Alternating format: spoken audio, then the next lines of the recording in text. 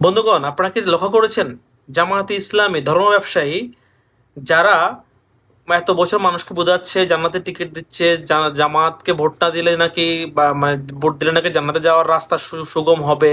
তারপর হচ্ছে মানে এমন কোনো ধর্মভিত্তিক প্রপাগান্ডা নাই, তারা করে নাই। মানে আমরা যাদেরকে ধর্ম ব্যবসায়ী হিসেবে বলি আর কি, মানে ধর্মের জন্য আলাদা বাক্স খুলবে, সে বাক্স ভোট চাইবে ইসলামের নামে। তো মানুষ এটাকে ধর্ম ব্যবসায়ী হিসেবে বলে, কিন্তু তারা কি করেছে? তাদের দলীয় প্রতীক থেকে, দলীয় যে প্রতীক, যে দলীয় যে নাম, যে ইয়েটা লোগো, ওই লোগো থেকে আল্লাহর নামটা তারা চেঞ্জ করে ফেলছে। এখন আমি বলছি না আল্লাহর নামটা রাখতে, কিন্তু আমি বলছি যে যে লোক ইসলামের জন্য রাজনীতি করে, যাদের কথাবার্তা ইসলামের রাজনীতি, কিন্তু সে আল্লাহর নাম ছিল, কার রেকমেন্ডেশনে তারা এটা সরাইছে? অবশ্যই সেটা হতে পারে ভারত প্রথম, অবশ্যই হতে পারে ইউরোপীয় ইউনিয়ন বা বহিরাগত কোনো শক্তি, যেটা আমাদের ধর্মের সাথে যায় না।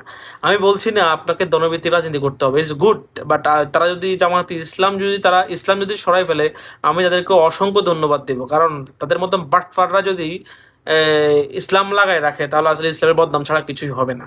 তো লোগো সরাইছে, সেটা কিন্তু আমি খুশি হয়েছি এই কারণে, কারণ যদি তারা ইসলাম শব্দটা ছেড়ে দেয়, কারণ আমি ইসলাম তো আমিও করি, কিন্তু আমি তো বাটফার সমর্থন করতে পারি না।